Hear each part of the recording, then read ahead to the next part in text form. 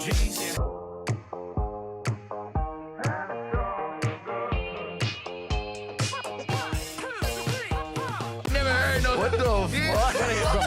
fuck? It's like croutons in a soup. Don't turn down any opportunity, whether it's a camp, a clinic, because you never know literally who's watching. Make your own decision and stick with them and know they're the right decisions, right? And even if they aren't right, don't regret them. He didn't know creatine existed. So you got some creatine? He's like, oh, yeah. Lift heavyweight. Shipped across the border. I shipped across the border. Shipped across the border, man. Welcome back to Shipped Across the Border.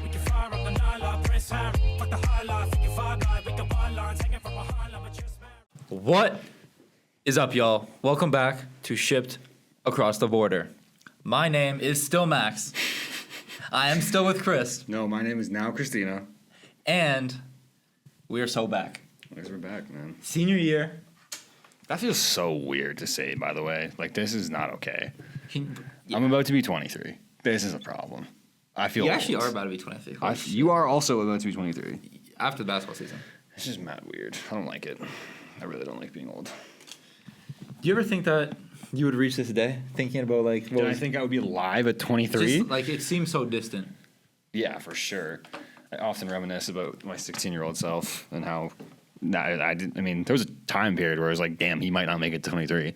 That was for sure. Doing some But stupid shit on that farm. it feels weird. Jumping off tractors and shit. No, honestly, I was actually reflecting a couple, like when I got to campus.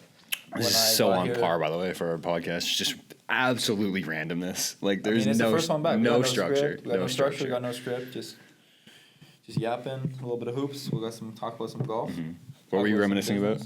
No, I wasn't really reminiscing. I was just thinking, like, reflecting. That's what I said. Like, where I was freshman year and where I am now and how much growth there's been. And, like, did I even, like, if at that time, if I thought everything went exactly according to plan, would I even be in the position that I'm in now? And I'm like, I don't even know. Yeah, it's an impossible question. You know what I'm saying? Like, If everyone went to plan the school would still be open, and there would be no embezzlement. So there's that. we don't know what actually happened. Oh my God, why are we still doing this, bro? It's closed. We know it's gone. It's done. No one's protecting the Medai Elms policy or whatever. Like, it's done. It's been over. No. We can speculate all we want now. No. But I don't know, like, bro, there was a time in freshman year where I'm like, dude, I might never check into a college basketball game ever. Like, it felt so far away and such a humongous mountain to climb to, like, be at the position where, like, I'm ready to contribute to a college basketball team. Mm-hmm.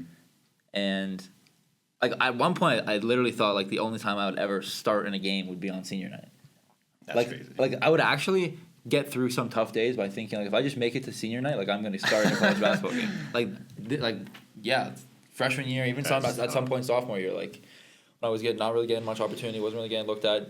What I was doing wasn't translating as much as I thought it would be in the limited opportunities I was getting. I'm like, damn, like, one time I'd actually play rotational minutes. Like, I'm guaranteed one time of rotational minutes.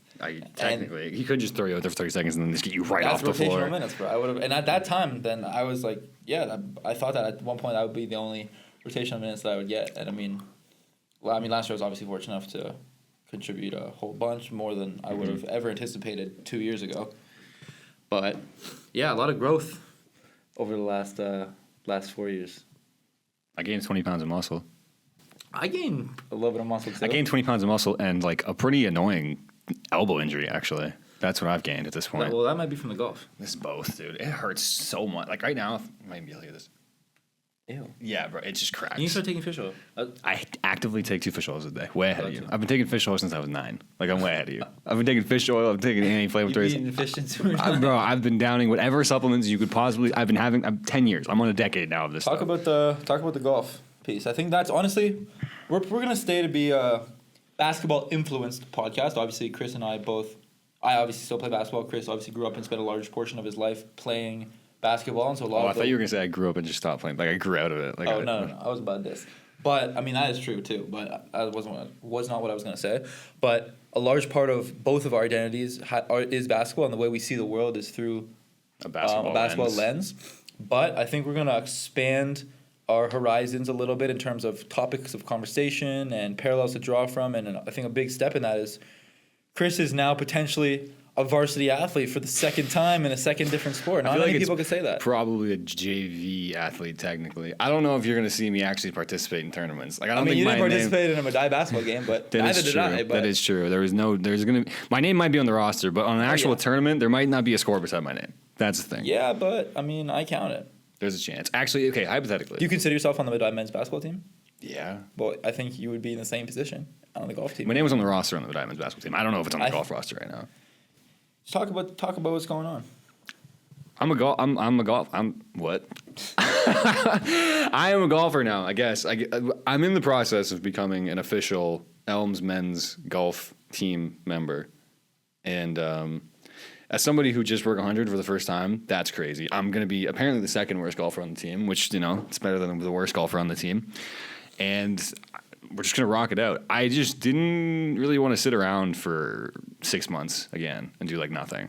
So I'm going to lift, which, by the way, probably going to be a problem because we have team lifts now twice a week. That's just immediate fatigue, no hypertrophy. I'm going catabolic, just for the golf team. So at this point, I might just have to commit to being actually becoming good at golf, and lifting will take the back seat again so I can become really good at golf, because realistically, the gains are going to be there when I'm 25. You've also been lifting for 2.5, 3 years. So you've built enough foundation that even if you start doing the bird dog rows for 8 months. That moment when Ty was like, man, I hate the bird dog rows. That just burned into my brain. That shit was so funny. Talk about how you came to golf. You didn't just oh, hey, I'm going to join the golf team. You've been golfing for a little bit now. You worked at a course this summer. Give the story. Give the full background for the audience. I saw the email from Declan. That's the only reason I'm on. I sent you the post. I'm yo. I saw both. I said, it was in my email inbox, and you were yo, you should join the golf team. Shout out Adam Sarlin. I saw the post from him, and then I was working at a golf course. Well, you thought about it last year. I contemplated last year, but honestly, it would have been a bit rough. I mean, apparently not, though, because there is a bunch of kids, or at least one kid. He's looking at me right now. Hey, Adam. There was at least one kid who's just barely started golfing, and he's on the team. So they're really just looking for people, which is the only reason I'm even capable of joining the team. Because if this was any other school, probably, I don't actually maybe Madai would have been the same thing. I mean, a lot of small schools have a couple sports teams, especially in the D3. Yeah. I mean, maybe honestly even in NAI, obviously, because also some relatively small schools. Any place that D2s. doesn't have a lot of money. But I mean, I wouldn't say the school doesn't have a lot of money. It's just a lot of enrollment and people. It's hard to fill spots for all these teams, and obviously having more teams offers the opportunity to have more people in enrollment. But smaller schools, especially schools that aren't super athletically recognized and decorated schools, there are some teams where, for example, the golf team are a little bit more niche sports where not as many people play, that there are opportunities to have a fair share of walking on. I actually just watched a video on my For You page today where there's a guy talking about Humber. Humber's extremely decorated. This is Canada. Canada, Humber. yeah. Okay. Extremely decorated Canadian basketball college, probably the best basketball college there is in Canada, which is a 2-year school. And they send guys to go D1, they send guys to go pro all the time. They win the Canadian National Championships very frequently. They don't lose. And this guy was talking about how he went to the open tryouts and he was killing, and there was 100 people at the open tryouts. 100 people, he said.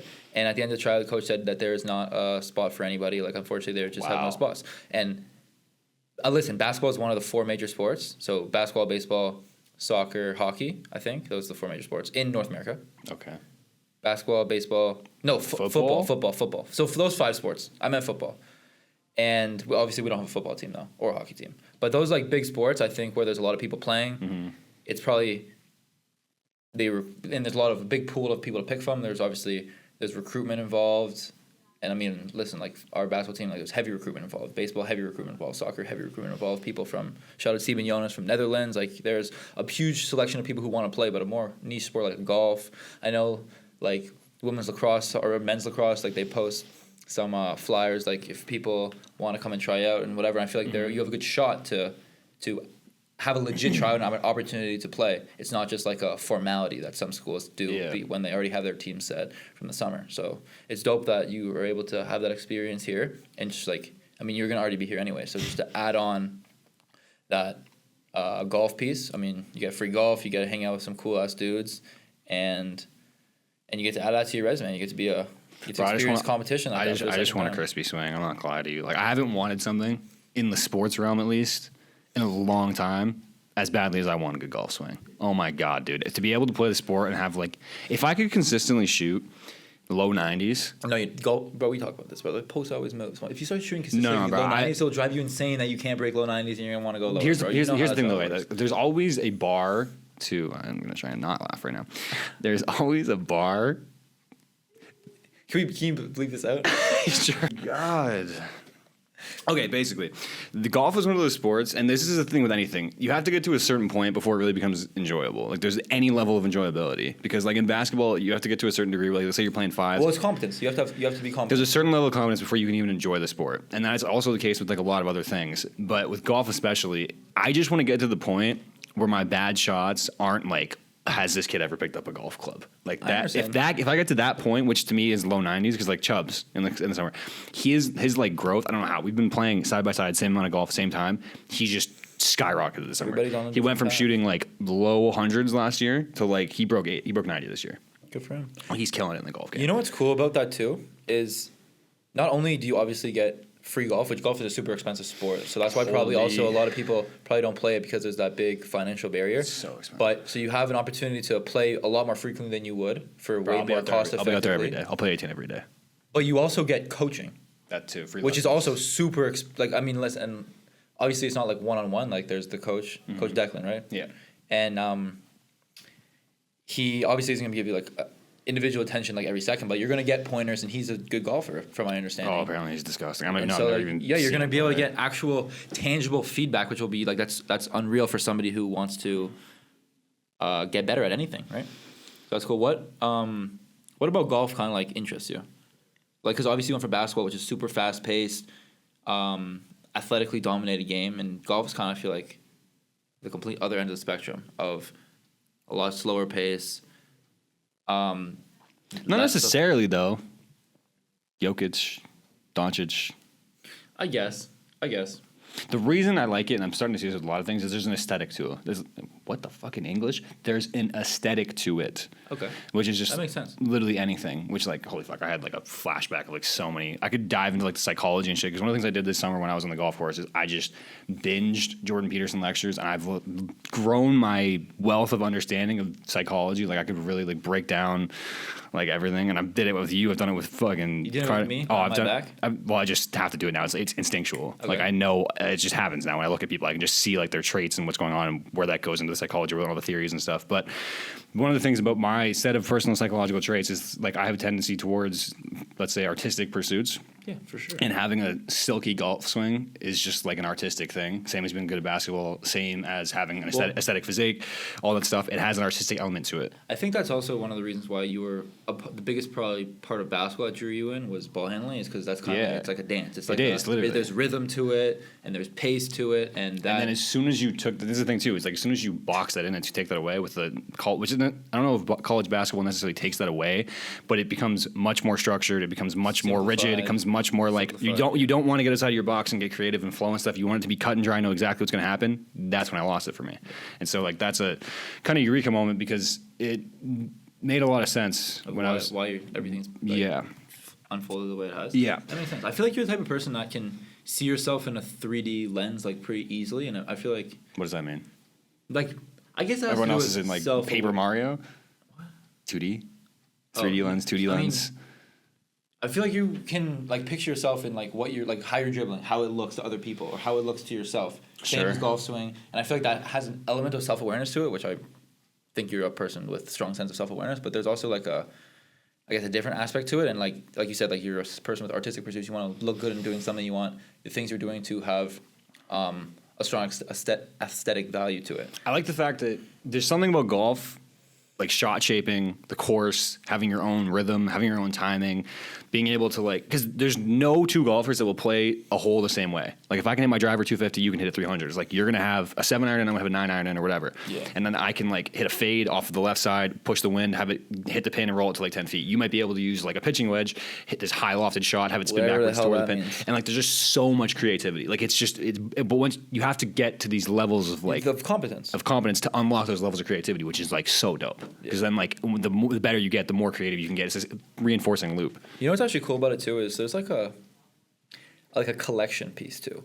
Like you're getting clubs and you're creating a bag. Yeah, it's so tough. And like it's like that's also a cool piece of it too. Like the thing in basketball is like you can Which compare it is, to like by the way, crazy shoes and stuff. No, it's crazy metaphor because it's like in basketball when you get dribble moves and stuff, you're in your bag, like you grow your bag. But in golf, I have a literal bag instead of golf clubs that I'm growing with, and my competence with each club. It's crazy parallels. Like it makes sense when you start to break it down, like psychologically, it makes sense that I went from getting my bag in basketball to literally growing my golf bag, which is just crazy. Yeah.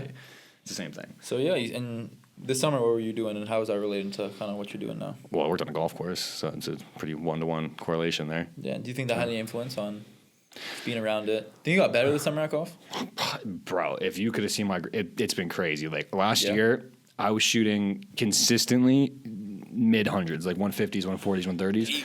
I shot a 97 this summer. So like the gap is huge, which is a given. It's like your second, third, and fourth years are where you see your biggest golf jumps. So that's hype. But I mean, I could go into like exactly what I was doing. I don't know how much this is PG and we can put on the podcast, but like I worked at a golf course. That we have to take out for sure. I can't say any of that. You can say you worked on a golf course. Can I talk about my boss? Because it's like it's insane. Like some of the things. That Maybe you give like a funny story that's like if he watched it, he'd maybe laugh or like. He's never maybe, gonna see this. He'll never see this. Yeah, but just that was a little aggressive. Well, what? And then You sure. can some of the stories. But basically, I had a pretty wild experience this summer. Like, I got to work whatever hours I wanted. I worked with this kid named Nate McMillan, and he was like huge into golf. Also, kid's got a lot of money. Like, he had this crazy golf bag. Like, it was insane. But me and him had a blast. Like, we would just fuck around all day at work. We would go do what we're supposed to do, but like then you go and there's no shit. Like one day, we were working on. I think we were mowing. Who's the guy in lawns. the shed? The shed? Who's the guy who's in the shed? What do you mean? Like everyone was fired other than him, so he could just. Oh yeah, that's Nate. He's so chill. Actually, yeah, I'll tell you Nate's story. I'll show you what kind of person Nate is. I was working, and I don't know why, but I left my car on or something. Like I opened the door to have my lunch or whatever, and then I went back to work, and then I was trying to golf at like 3:00, and then I was gonna go back home, and I hopped in my car to go drive it up to the clubhouse to get the round started, and it didn't start. So like my battery died, and I was like, okay, this is not good. And so I was like, whatever, I'm gonna go up there, go up to the clubhouse, get the keys for the car, play a full 18 holes of golf in like an hour and a half because I'm like the whole time I'm thinking about like, oh my god, my car isn't gonna start. Like this is not cool. And so then I go back, car still doesn't start, and so I call Nate and I'm like, yo, can you come down here and like maybe we can boost my car or something? And then we tried for like 30 minutes, used the battery, put our things together, tried to do that. Didn't work. Called my dad. He was like, yeah, I can maybe get you at like 6:00. Mind you, it was like 4. So I'm like, dude, this is not good. Like I'm not Go playing. play another round. Exactly. But then Nate was like, yo, I can just drive you home. I mean, mind you, I live like 35 minutes away. He lives like 5 minutes away from the place. And I was like, oh, I'll give you gas money. He's like, nah, it's fine. I'll just drive you home. Drove me home. Went back the next morning. Helped me boost my car. And then we like left. Like he's just a dope dude. He's just a dope dude. Nate would do anything for anybody. Shout out Nate. But yeah, we would just mess around a lot. Like one day, Nate was supposed to be weed whacking for like the entire day, and he clocked it out at 1 and went to the regulars, like the guys who have memberships at the course, and he just got drunk and played a round of 18 with those dudes. Like it was chill. You could basically do whatever you want. But yeah, I just spent a lot of my time golfing, lifting, and learning about psychology. That was literally my entire summer. And training kids in basketball. No? And training kids in basketball. Yeah, that happened. I did do that too. Game for a little bit. I did that too. It's crazy to see kids like grow like fast because like we start the summer and they like it's just like choppy. How and old are the slow. kids that you were training?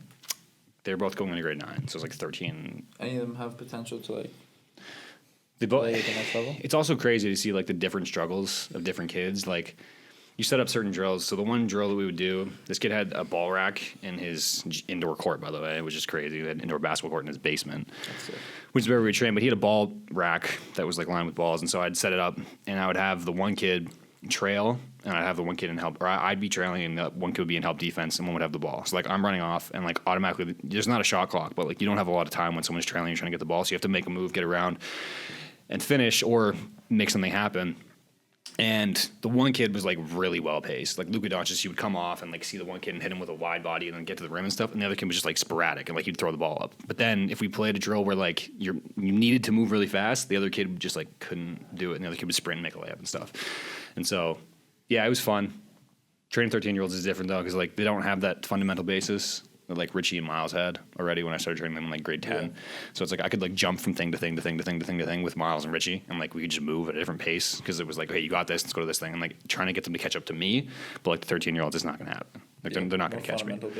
Because like eventually, I knew at some point, like if over the years, if I kept training Miles, there would come a day where he would beat me. that day came, and it was like, okay, now it's just like, you guys gotta go. But like with these kids, it would take like 6 years for them to catch me. What is it? Really, both guards or? One was like more of a shooting guard, and one was a point guard. But yeah. Okay. And one had like a really solid jumper, like a super fundamental. Like for a grade 9, I was very impressed. And the other one, like, my jumper was bad, but like it just wasn't as super fundamentally sound. But he was faster and more athletic, so it's like it's just different battles. For sure. Went to I did this summer now. So I worked at a insurance brokerage called Hub International. It's pretty cool. You're just making so much work for yourself, bro. No, it's just funny. I can't not do that. Like it's just if I stop doing that, then I'm just gonna like I'm gonna remember there's a camera, so I have to keep like saying dumb stuff. And yeah, so it was a super cool company. It was awesome. There was a group of like 15 interns. We all got really, really close, and we all sit together in this like bullpen and get our work done and crack jokes and send each other some There gifts. was real life in suits. Yeah, and we were in full dress clothes 3 days a week downtown Toronto. We go for drinks after work sometimes, and it was just cool vibes. There's so many cool people in the office. Like a lot of people on my team, or not even on my team, just wanted to show us the ropes and help us and connect us. And there was a bunch of different networking events through the school and individual networking endeavors that I was able to do and go and be a part of from my people on my team who connected me or kind of pushed me to be a little bit more outgoing. And it was a really cool environment to be in and just learn. I learned about commercial insurance. I learned about cyber insurance on personal lines. Learned about a bunch of different types of things. And Whatever that it was means. I mean, I'm not gonna really get into You it on don't the have to podcast, explain but it was an awesome experience, and it was a dope like real world experience, and how to have that on my resume and wherever I decide to go. Now you're locked to go into insurance or what? I mean, we'll see what happens. I really enjoyed my time there. I had an awesome experience with the company. I think insurance is cool, and some of the technical stuff I feel like I have a pretty decent understanding of. And so we'll see what happens. I'm going to apply to a bunch of different places, and we'll see where I land, where the best opportunity is, and kind of what I think is the most interesting. But I'm definitely going to keep that open. I also played basketball a little bit here and there. No, I'm joking. I was still on the grind, lifting, playing, training. I played in the Brody League again. We lost in the finals. Unfortunately, Alex, we've had him on a couple times on the podcast. He got hurt in the semis. This guy just can't stay on his feet, Yeah. bro. Just keeps happening. He's redshirting Anyway. at his new school this year, so he'll have some time to get some dedicated rehab. What did he tear? time. He like partially tore his ACL, I think. Again? On his other foot, on his other leg. Holy, yeah, it's bro. rough. This guy is he's gonna be in a walker by like 40. No. He's a dog. He's always gonna come back. He's been through so much adversity, and he started off. He played with me in high school. We've had him on the podcast. His story's been told a bunch of different times, but just to summarize, he was on my high school team. He had a bunch of different opportunities, but none of them were kind of right for him and his family. So he went to be a regular student and try and walk on to the Laurier team. Tore his ACL, so he couldn't. Ended up going to a school that initially offered him, which is one of the bottom schools in the OUA, Algoma.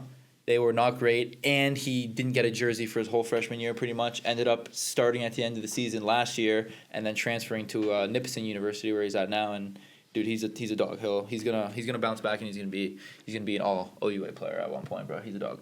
Anyways, he got hurt unfortunately, and so the finals were a little bit shorthanded. And I mean, I had a hell of a game in the finals, but unfortunately we lost, which sucked. But yeah, I mean, it was good to have I had a really, really good game. I was 6 for 9 from 3, 5 for 7 in the first half, hitting ones from volleyball line on the move, getting double team, I had a really, really good game. So that was dope, but unfortunately we did lose. But it was a good summer of hoops. I mean, I didn't shoot the ball as well as I would have liked to, like throughout the whole summer. I was a little bit more inconsistent. I had like some bad games, like 2 for 13. I had one game. I had some 4 for 8s. I had some 2 for 5s. I had some 3 for 6, but I had a 2 for 8. I had a 2 for 11 or 3 for 11. Like there were some not great games, but that was actually one of a big kind of eye-opening experience because I started off the season not shooting well, and I just kept telling myself like I just need to get as many reps up as possible, and water will find its level. And I mean, listen, it took until literally the last game of the season for me to have that really, really good shooting performance like I know I'm capable of, and through 10 games. I ended up shooting probably like 34 or 35%, which isn't amazing, but considering having some 2 for 13 games, 2 for 11 games, like that's not bad. I shot 29% from 3 this past season across 22 games or 23 games or whatever it was. So that's obviously a 6% improvement, and it's like, I mean, we were playing pretty decent competition. Like guys know how I play. I'm getting guarded pretty tightly. The looks I'm getting are a lot more difficult because obviously they're not generated. Like when I'm playing for Elms here and I come in the game, like I'm fortunate enough to have some plays run off for me or come off of being put in positions where they're predictable and I can practice them and they're generated. That's kind of what college basketball is. Like you're talking about, there's more structure and whatever, and yeah, it takes away a little bit of the freedom and the aesthetic and the flow, but that's because it's a business and you have to win games, and you win games by generating by using good your looks. weapons. And so it was honestly taking more difficult shots, so I wasn't super upset about it. I also actually shot 94% from the line. I think my splits were like 45, 94, 34. 40, 50, 40, 90, almost. Not even close. 45, 94, 34. Oh. On the way there, though. Yeah, it's in On it's the in way, the which realm. isn't- It's not like not close.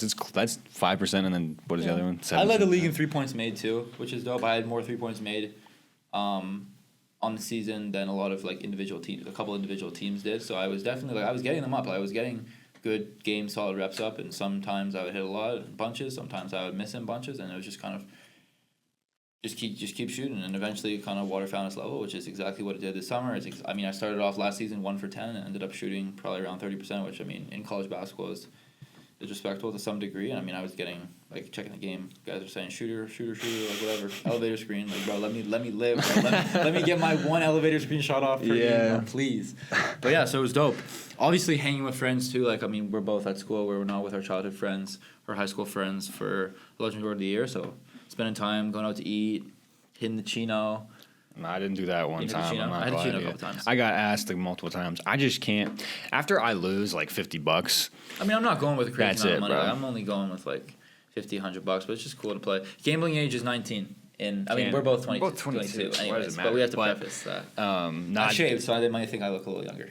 dude. Casinos are so. That's like actually top 5 most depressing places. So I'm in career development with Nancy, and Where could this possibly be going? so the first thing, she's like, everyone stand up. And it's like, sit down when a job, when you would not, a part of this job description, you would decline the job. And it was like, work 6-hour shifts. Everyone like, oh, that's not that bad. Work 6 days a week. 6 days a week, 6 hour shifts, that's 36 hours a week. It's That's tough, not that bad. Get paid minimum like $60,000 a year. It's okay, I mean, yeah. minimum for starting a job, like that's super solid. Yeah, Whatever. 60 racks And is eventually it was like 6 hours a day is super calm too. You're working 8 p.m. to 2 a.m. And Nah, then a lot that's of it. people That's sat it. down. That's me. I can't do that. That's where I sat down. My sleep is too important. And then a lot of people were like, well, you're going to deal with constant complaining. And then a lot of people sat down. And it's like, what is that job? And my guess was it was a correctional officer at a prison, which makes sense. 6 hour shift, 6 days a week, working night shifts, Couldn't whatever. do that. It was, but her answer was it was a blackjack dealer. Can't do that either. Yeah.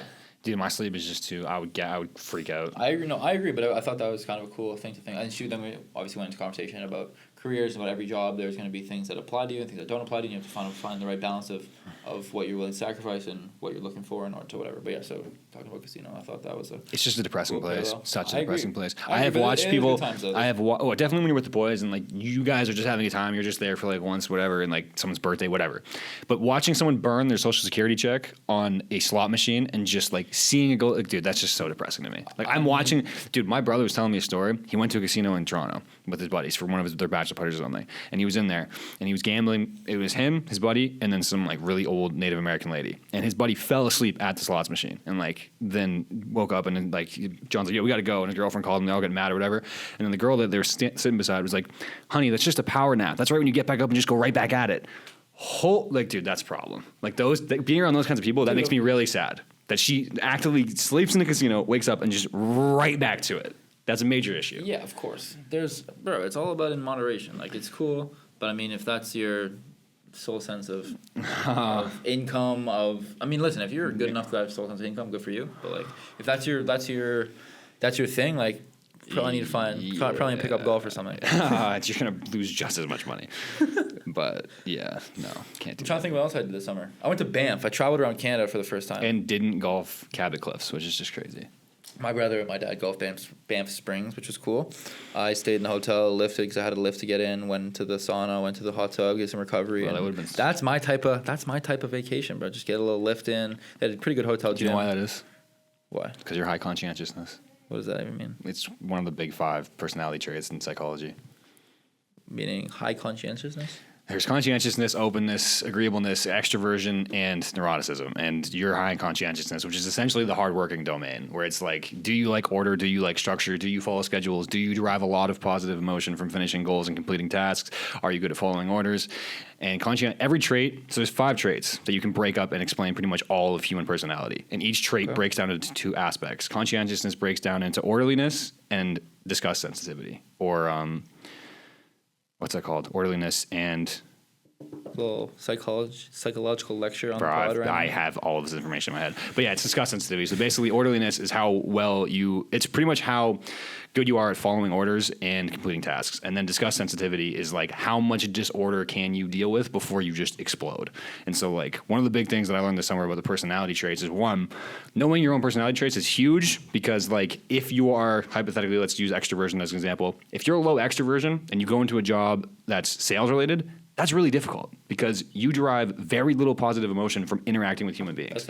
And that's not going to change. Like your traits are stable from birth, and your ability to move them 1 or 2 points is very, very difficult. People who are low conscientiousness, which is also essentially how willing are you to store resources for the future, that's a problem. Because like if you're in a job that requires you to think long term, low conscientious people are not good at that. I'm relatively low conscientiousness, which sucks. I was going to say that. Because it's also, by the way, conscientiousness combined with IQ is the biggest predictor for long-term life success. So if you take someone, if you measure somebody, and long conscientiousness, I didn't say anything about your IQ. If you're low conscientiousness and low IQ, you can, if you measure both of those things, you can verifiably track them, and they've done this in studies, and see their long-term life success, and you can tell with a very, very high regularity how successful they will be in at least the regular job market.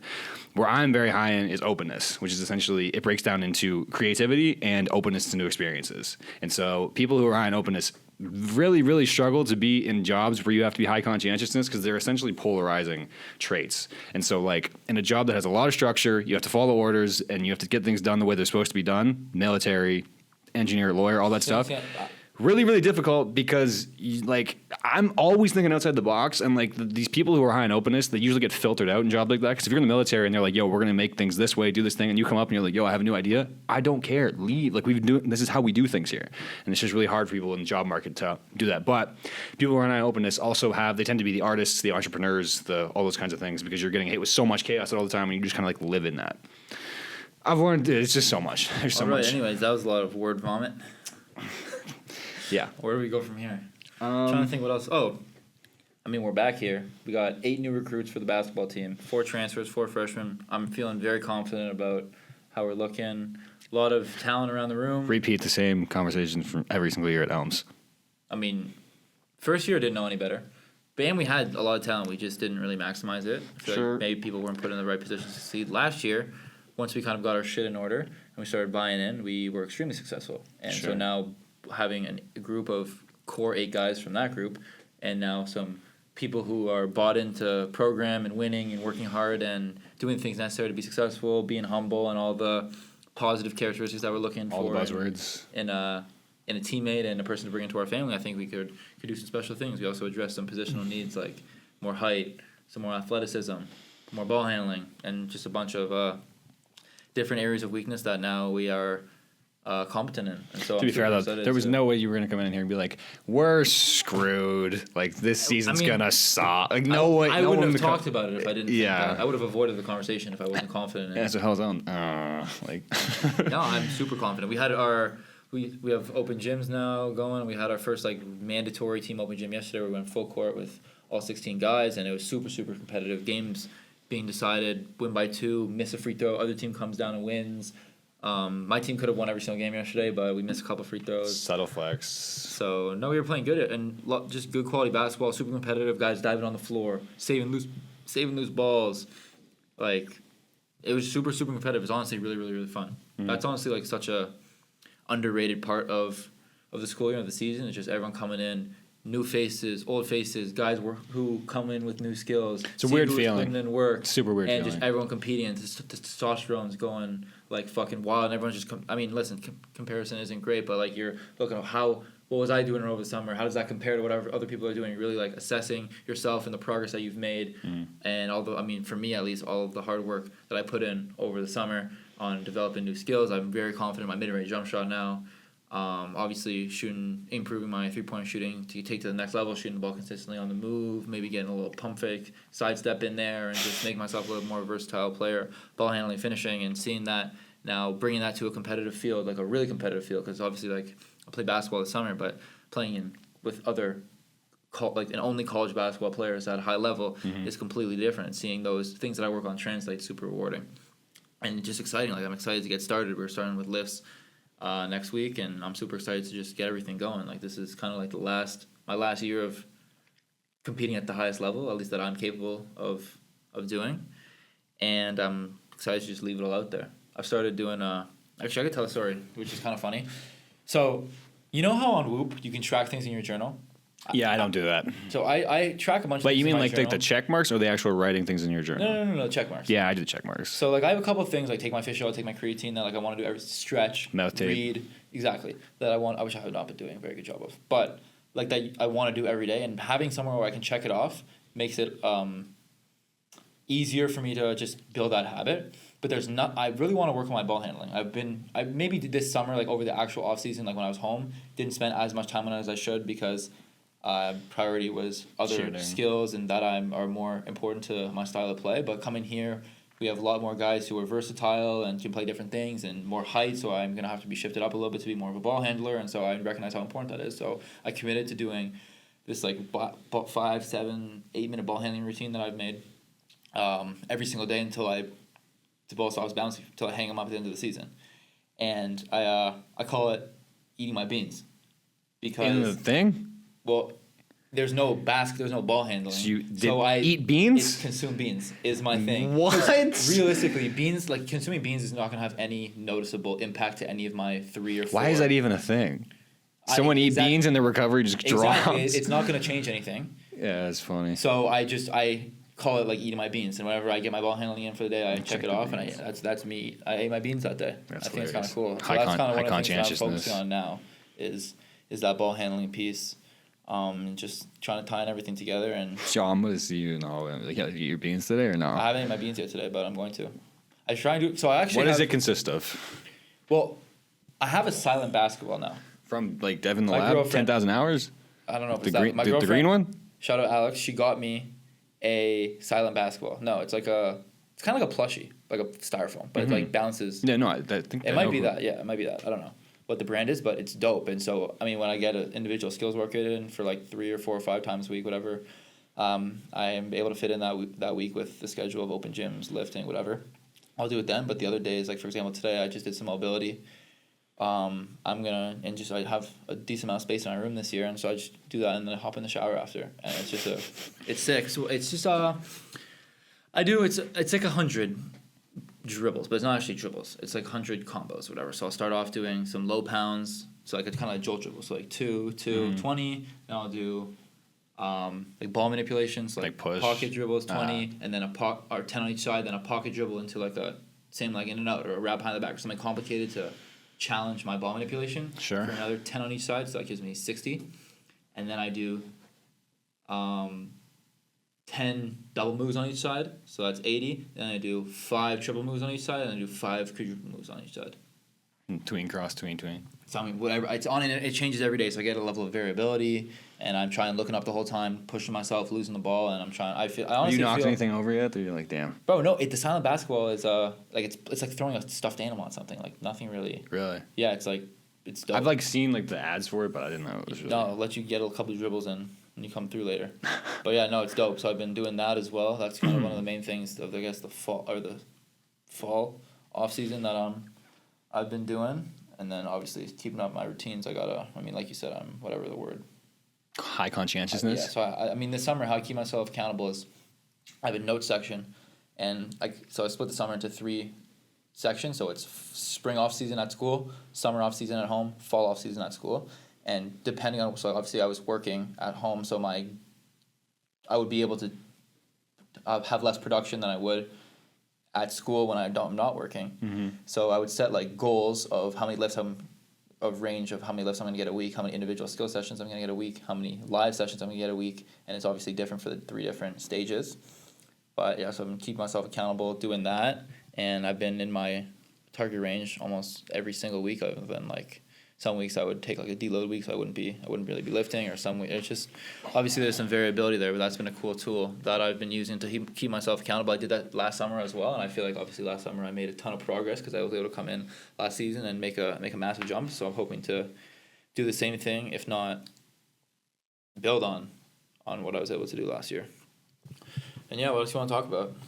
I mean, I want to get jacked, but I don't know if it's gonna be possible. You have to wait a little bit, probably. Oh, it's gonna take a minute. I mean, like I said, I'm gonna have to commit between being a golfer and being jacked. But like, You have your whole life to commit to being jacked. I know, but I just figured it out. Like I just figured it out, which is You so say that annoying. like every 3 to 4 months. Like, I've just figured it out. Yeah, but like now, like I actually figured it out. You know what I mean? Like I figured it. I do. I just you get so much knowledge, and then you're like, obviously it's gonna evolve over time because one, science never stops moving. Would you rather be built like freaking Or have a good golf swing? It's not even fucking closer to have a good golf swing. It's like not even Babe close. Ruth and have a sick golf swing, I'm taking the golf swing. I don't care. or be like My ideal physique. I want the golf swing. I can all. all Then there's your answer. like yes, but it's like it's just this is like the low conscientiousness thing. I just don't like waiting. Like I don't want to like I figured it out. I'm like, okay, let's go do it now. Let's go figure this out now.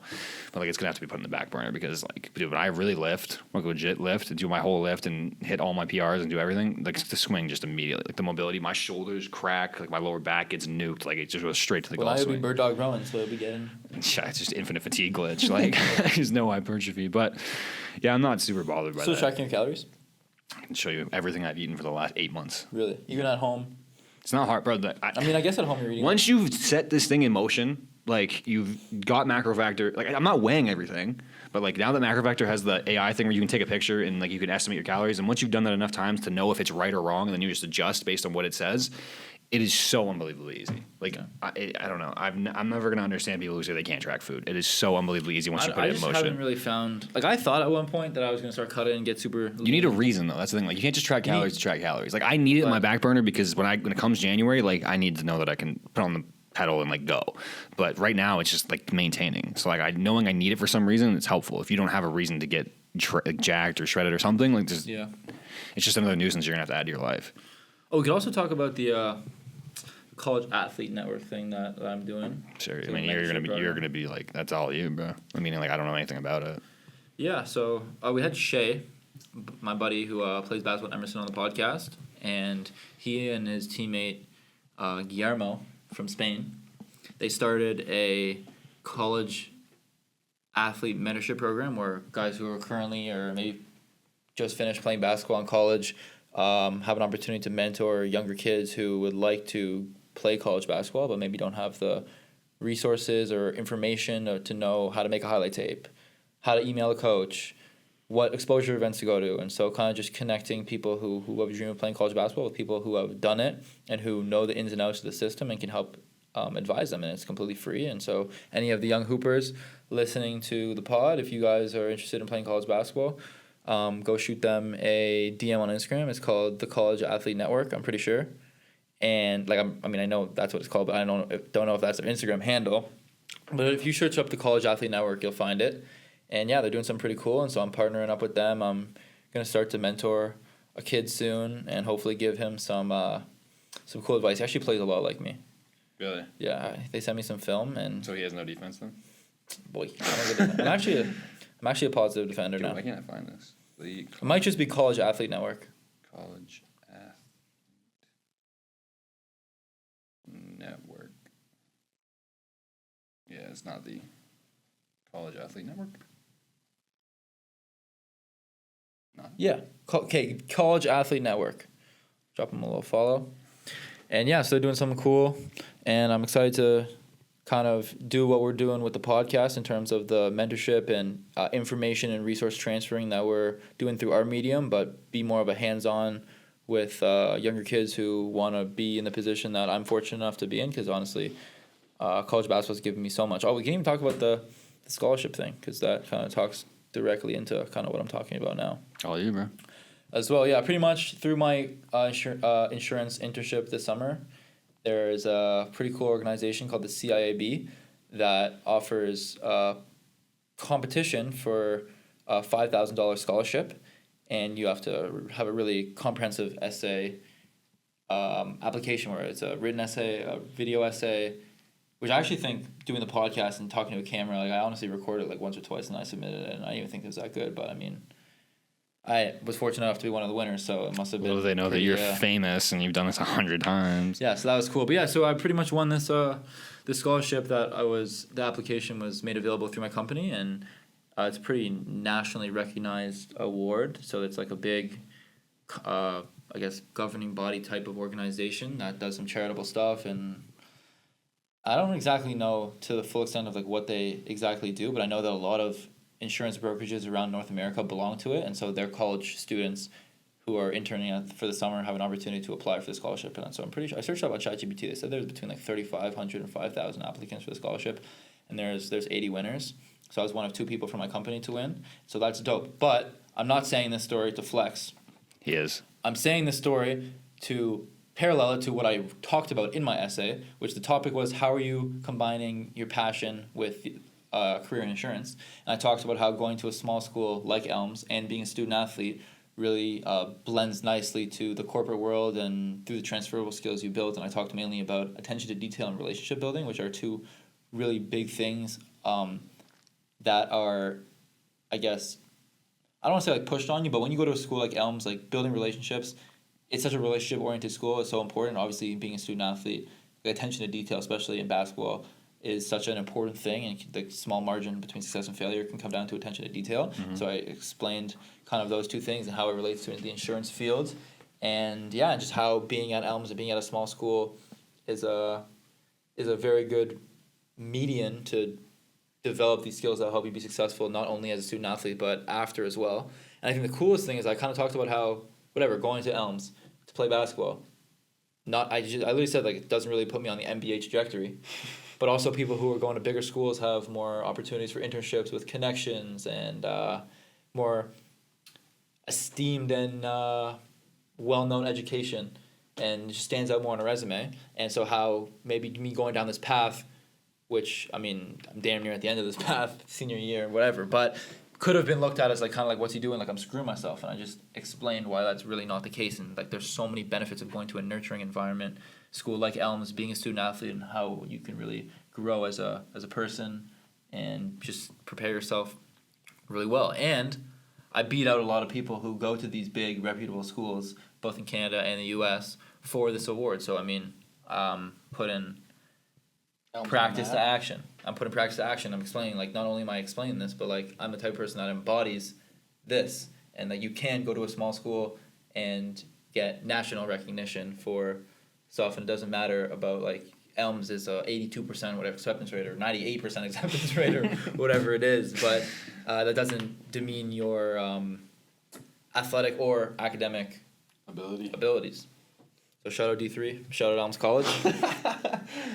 And yeah, anything else you want to talk about before we wrap it up? I mean, we could talk about what's going to happen after this year's over. Oh yeah, we definitely could talk about it. Because like we're seniors. This is about to get real. One of us might end up under a bridge. One of us might end up in prison. I don't know. If one of us gonna end up under a bridge, shut up. Yeah, but I'm gonna make some banger paintings or something. I'll be recording a podcast, like eating beans out of a can, asking other homeless people Dude, for an interview. Downtown, there's like obviously Downtown here? Downtown Toronto. There's like unfortunately there's a pretty decent homeless population just because like huge city, extremely expensive cost of living, like. Unfortunately, it's a part of the society that we live in, which sucks. But like, you see some crazy homeless encampments of like communities. I live in a town of 300 people, and there's a homeless encampment down the road from one of my buddies. Like it's like crazy. A trailer park or like an actual homeless encampment. What is a homeless encampment? Like I'm talking about like a group of people in tents that live there during the year. Like they set up and like they steal stuff from the town. Like it's a tough time. It's a rough place, in Ontario. Like, Yeah, so it's crazy. You've seen some crazy, like, call it actually under a bridge. They call it like, Tent City. That's what they call it. Tent City? That's tough. Tent City. They honestly probably have a good time. Oh, they have a great time. I can tell you some crazy... No, I can't. There's some crazy stories, though, of, like, stuff that's happened. And, yeah. Pow Pow? It's Pow Pow, bro. Is it ever Pow Pow? You don't know anything about Pow Pow until you hear this story. Should I tell you and then cut it? Tell me after. Okay. But, yeah, what do you think... Ideal career path? Here's the problem. Okay. I'm not going to break down my entire psychological makeup, but like I already did like multiple times. No, I didn't break in down the whole last thing. hour. I didn't break down the whole thing, but like I'm high openness, meaning like I'm not good with structure. I hate structure. Structure feels very, I think I know that. But very like it feels stranglish. It feels bad. But also the problem with being high openness is that because it's usually paired with, I think I'm relatively high IQ and I'm high openness, but I'm low in conscientiousness. Conscientiousness is actually one of the traits where you can move it relatively with a decent amount of effort. Like you can make plans, you can do stuff. Okay. I don't plan things. Things just happen. So like I'm working on building a plan out. But I'm also, in terms of introversion versus extroversion, I actually lean more towards extroversion, but on the scale of like people who are extremely extroverted, I'm probably like 60th percentile. Meaning, if you put me in a room with 100 people, I'm going to be more extroverted than 60, but less extroverted than the other 40. So it's like I I think I probably fall around there too. Hell no. You think I'm extroverted? Hell no. I'm not extroverted at all. No, bro. I'm super introverted. No, shut up. If I put you in a room with 100 people, you are probably 75th percentile extrovert. No, bro, I'm way more introverted than you think. You're insane. You're insane. I've seen things. I know things. Because Trust you me. know me and I'm in a comfortable environment. Everybody knows me here. Doug, think about it like this. When we went to that event where we were talking to people and we were like, because also here's the thing, right? Which event? The one where Nancy with like Oh, yeah. networking people, me and you were the only ones asking questions. Like literally only me and you. It was like I asked question, you asked question, you just bounce forth through the groups and stuff. Okay. Like that doesn't mean extroversion isn't necessarily the amount that you interact with people in a social manner. It's agree. how much positive. Well, it's not necessarily agree. It's science. I don't get a lot. You get how much positive reinforcement and positive emotion you derive from interacting with people socially. I don't get a lot. I don't know if that's true because I've just seen. I'm not very extroverted. I've seen in an things. environment where I'm comfortable, yes. But there, What does that mean? Explain what that means to be comfortable. What okay, does so it mean? we talk about how I'm super thrive in structure and familiarity. And so if I'm in a familiar, structured environment where I'm comfortable in, where I'm used to, then it allows me to be myself more and maybe take more risks and be involved in more conversations because I'm. But in a environment where I'm don't really know anybody, people don't know me. I haven't established a structure. I haven't necessarily established a previous connection or whatever, and we're kind of doing things for the first time. I'm a lot more reserved and laid back because that Sure. structure that I rely on heavily for familiarity and comfortability isn't in place yet. That's almost more neuroticism based. Neuroticism being the negative emotion domain, which is so. Let's Ouch. say. Let's say something. No. So let's say that something unexpected happens. Okay. Something like your car breaks down in the middle of the highway. Freak out. It's not necessarily obvious how upset you should get by that event. Neuroticism dictates how I upset would you get be by neurotic by that. So people who are high in neuroticism, that's usually what tends towards like the people who want to cover the sharp corners with like pads and stuff, and like they're just always trying to keep things safe and like they. No.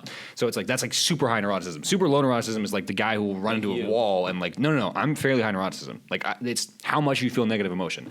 Dude, you slept. This is the first. Oh, by the way, everyone, Chris now officially Oh my has god, dude! sheets I on have his bed. silk sheets too because my brother bought me a whole memory foam pillows. I'm living in luxury right now. It's crazy work, but Sheets on- that has are on nothing. the bed. Neuroticism has. You're about to say like I live in disarray. That has more to do with disgust sensitivity, low sensitivity? low conscientiousness. How much of a mess can you tolerate? You can tolerate a high ass mess. That's low conscientiousness. It has nothing to do with neuroticism. All right, neuroticism bro, is unexpectedness. Why don't you just switch your major to psychology? It's too Then late. You could have, I've already thought about this. By the way, I've then looked. you could have like 4 more eligibility years of golf. Not doing that. Get free golf for 5 I have years. looked into the realm of psychology and like I've actually had at least a dozen people in the last 3 years of my life say like, yo, you should be a therapist. I've looked into it. It's not for me.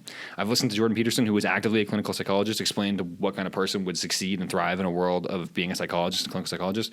There's so much paperwork. You have to be high conscientiousness. You have to be willing to work 80-hour weeks. You have to be willing to be fairly low neuroticism because think about it. You're having other people's problems just dumped on you every single wouldn't be able day. to do that. So it's like, as much as I love psychology and I'm literally a fiend for this kind of stuff, Well, maybe you could parallel it into a different way. Like you could use Possibly. all this knowledge that you but have in. the overarching thing, I don't even know how we got to this part of the conversation. The whole overarching thing is like, now that I know my traits, I understand what kind of job I would fit into and the kind of life that I need to live. Because the traits that you were born with, it's not just that like, that's who you are as a person.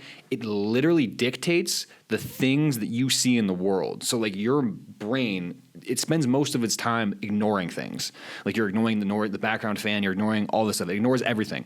But it focuses in on your goals and the things that you find valuable. And your traits dictate your goals and they dictate what you find valuable. So it's like me being high openness, I'm looking for new things. I get really attracted to new ideas, the aesthetics, the things that I enjoy in life. The world has literally shifted because of who I am personally.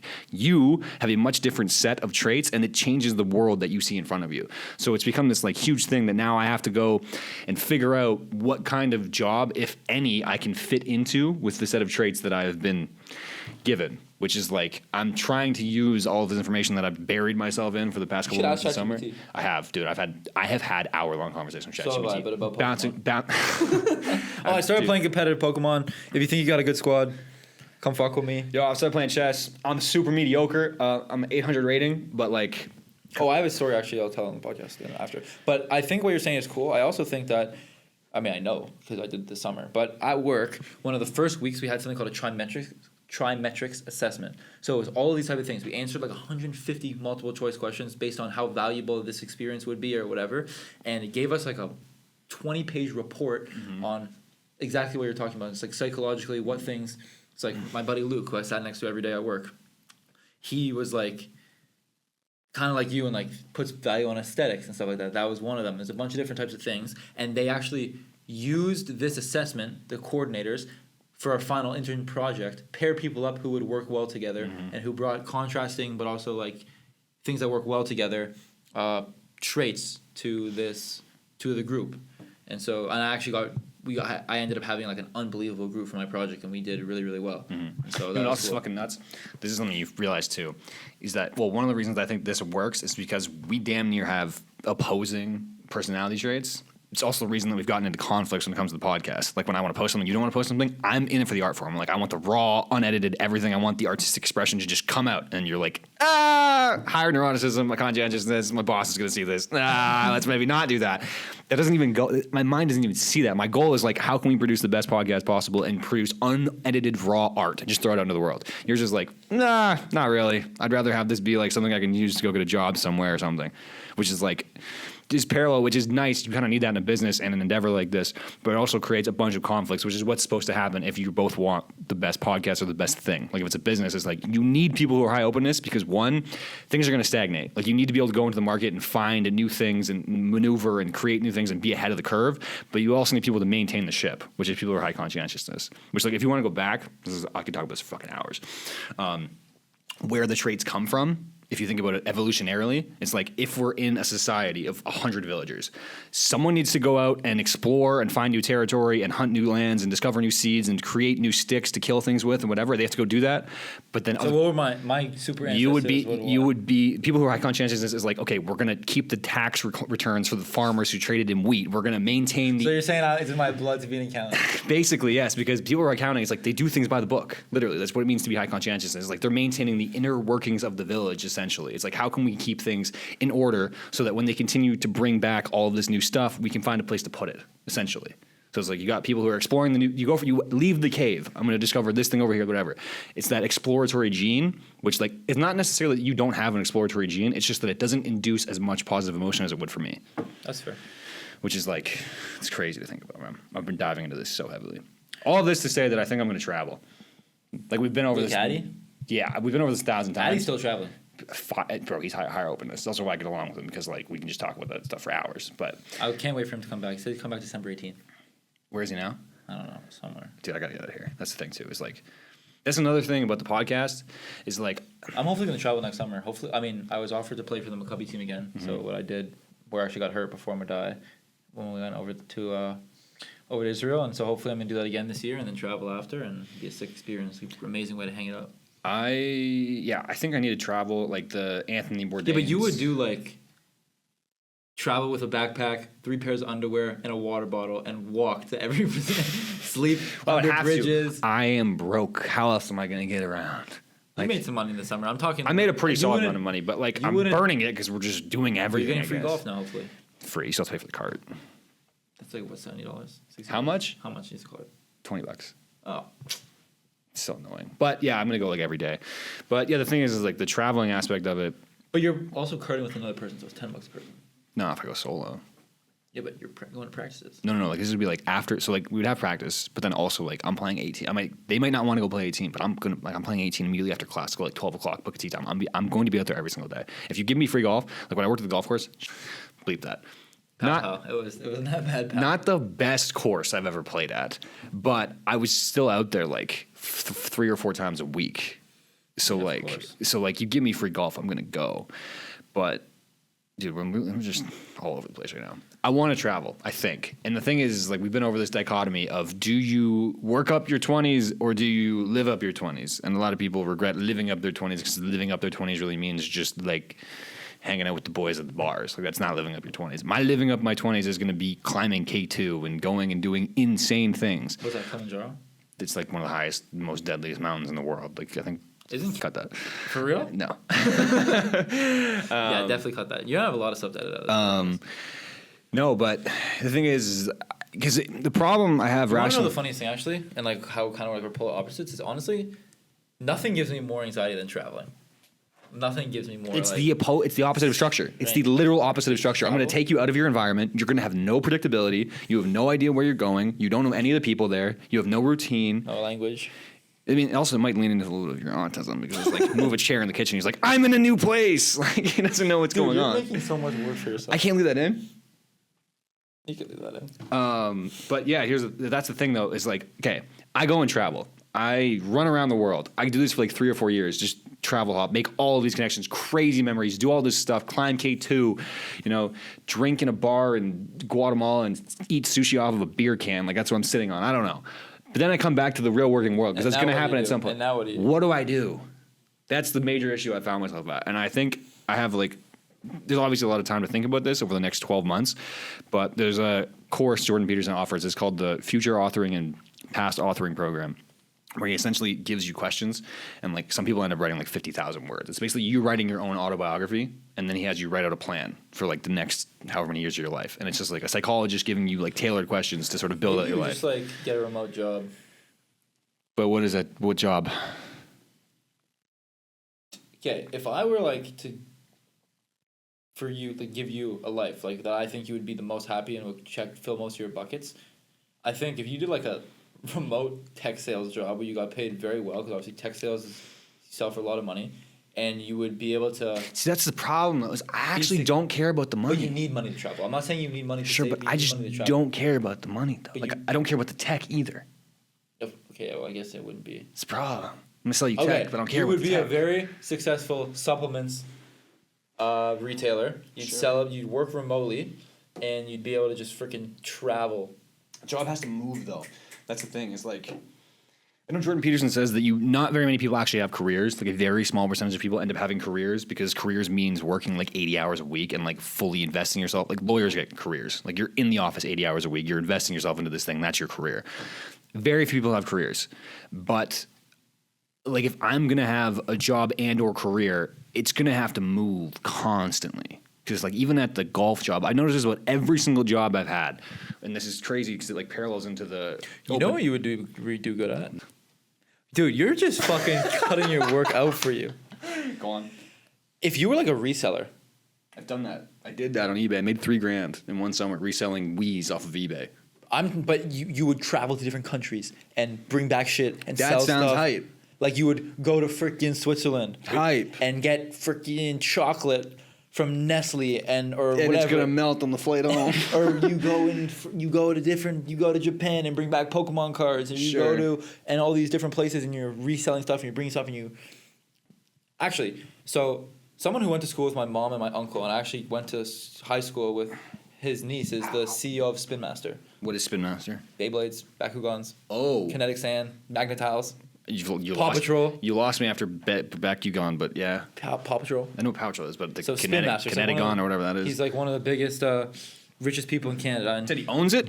CEO started it, Wow. and he's a billionaire. Shout out. Thank you for that. That was a lot of childhood memories right there. He was a private. He has a private jet stuff. He's super well, like billionaire, one of the richest people in Canada. But what he started off was like was traveling. He brought back, you know, those like potato sacks that you grow a plant out of, and he would resell them. And he goes to different places and he brings back other stuff and he sells them for more. And he just ended up starting this toy empire by traveling to different places and bringing back stuff and selling it to people. And I think that would be a good way to combine all of your neuroticism. And all of my traits. Yeah, I mean, dude, that's the thing. It's like every job I've had, right? From the sales, wired, All fired. but the thing is, the Amazon packages. He's working in a pig barn, working in a chicken barn, and that one was probably like just talk about disgust sensitivity. Holy, but like when I realize this happens almost to the T, like whatever month, whatever week it is, as soon as I can roboticize or like just put it to the side and like I know exactly what I'm going to do every single day. There's no variability at all. I check out. And I just can't do. I hate going to work. I know exactly what's about to happen. I want to die from the minute I show up. I want to die from the minute that I leave. I know I'm going back to this place to the exact same thing. If you want to die the minute that you leave, you have a different issue. No, I want to die because I know I'm coming back to the same chicken barn. Yeah, like it's so annoying, but I can tell that keeps happening. And like the enlightening moment when I was listening to Jordan Peterson talk about the traits, and he was like, high openness people filter out at the bottom of jobs because they can't do the same thing every single day because they'll just tweak out. They have too many avenues they want to go down, and it's just like that makes so much sense. Oh my god, I'm not broken. That's actually a thing. Like a lot of people have high openness, and they just can't do these. What does robotic ChatGPT say? Jobs for people with high openness. I can pull it up right now, but it's basically entrepreneur, artist, Okay, musician, like, creative endeavors, anything where anything where like 90%, 98% of the people are broken shit. You know why they fail though? Is because one, it's hard to have a combination of high openness and high conscientiousness. If you have high openness and high conscientiousness, this is like Tyler the Creator, Mark Cuban, Kevin O'Leary, like people who are capable of just like dealing with all the chaos, and they're also resilient as hell. And they're able to plan and think for the future. And you say you have that? Do I have high conscientiousness? I don't think so, which is tough. But I do. Yes. But I'm not high openness. No. Which means you'll be good. Dude, you're gonna be a great accountant. But like the entrepreneurial path might not be for you. That's the thing. Which is like it's nice. I don't know about that. It might be. I don't know. You can I'll get you the quiz. It's like $3, and you take the quiz, 100 questions. It'll tell you exactly what you are. I know I'm 75th percentile openness. I'm like, it's just bad. 5th percentile conscientiousness. Like stuff does not bother me. You're not conscious at all. Things will bro, smooth brain. Things raw chicken breast. Things will pile up, and I'll just be like, oh, I can't believe I have to do. Why do I have to wake up this morning? Like it's just. Things are. Why do you have to do things? Why do you have to do things at all? But then, like, there's another part of you that wants to go like run into a wall and make a painting about something that happened 8,000 years ago. Like, it's just there's so many things. Being high openness is like really confusing. Speaking of stuff that happened 8,000 years ago, I'm in a Minecraft class and it's like Minecraft architecture, so I have to make like an Aztec temple and shit. That would be a class for high openness people. You just get to roam and do things. You should join it. I can't. It's too late. Also, don't really want to be a double marketing major. Double marketing major? That's just one major. No, marketing and business. Oh. He wants to be double as a marketing major. Just do freaking. Weren't you graphic design at one point? No. I don't know. This is a graphic design credit that I need. It's like art. I don't know. It's pretty cool. We've been going for a minute. Yeah, we have actually. But yeah, this is like all the things that have been going on in my brain for the last 6 months, and I've been trying to put them to use and like break down people. And also, found out so like the trait agreeableness is essentially. I feel like I don't have that. You're very low. So there's disagreeableness and high agreeableness. People who are high agreeableness, they essentially want to keep the peace. Yeah, they just want to like people who work in HR. High agreeableness because you want to keep the peace, you want to maneuver, you like talking, not necessarily like talking to people, but like you just you want to please people almost. Like someone who's extremely high 99 percentile agreeableness, that's a people pleaser. Okay. Someone who's extremely high disagreeableness 99 percentile, that's predatory aggression essentially. That's a psychopath. And I bring this up because I think I realized almost under the radar. Like I remember at one point, I might just cut all this, which is annoying. Might just call it. Yeah. All right, boys. We just have to cut the last like 2 minutes. Thank you guys for listening. I know we've been all over the place today, but I mean, me and Chris really haven't talked much over the whole summer. We've both been super busy with personal endeavors, work endeavors. Dude, this is the problem too with being high openness. There's like some things that happen during the summer that I really wish I could talk about, but we can't. Yeah. It's PG-13 podcast now. It's a PG. That's accidentally realized too. You know how like you've had like multiple interactions where you realize that the things you say on the podcast are actually being heard. Have repercussions? Not necessarily repercussions, but like people are actually hearing them. Yeah. Like I'm disassociated from that pretty heavily. Training a kid this summer, his dad, I told him I had a podcast. He listened to it on the way back, like the first episode on one of the games, and I immediately went, "Oh no, I swore a lot in the early days, like a lot." And I was like, "Okay." That's the first time I've ever interacted with somebody who like I thought maybe I should think about what I'm going to say before I go on the podcast. Yeah. Anyways, we've been all over the place today. Chris and I haven't been super busy this summer, so we haven't really kind of touched base very much. But we were highly anticipating this episode coming down, setting the mics up, and just reconnecting. And so learned a lot about Chris, learned a lot about what he was doing, And yeah, so hopefully you guys enjoyed. If you guys got if you young kid, young athlete, want to play basketball in college, interested, think you got what it takes, hit up the College Athlete Network, and maybe we'll match you up with a mentor and give you some necessary information. If you got any questions for us or stuff that you want us to address in future podcasts, comment down below. Follow us on Instagram at SATB_pod. TikTok, even though we're logged out I don't really know now. what we're doing about that, but ships cross the border. And yeah, like, subscribe, follow, comment down below, share, send to your mama. Thank you guys for listening.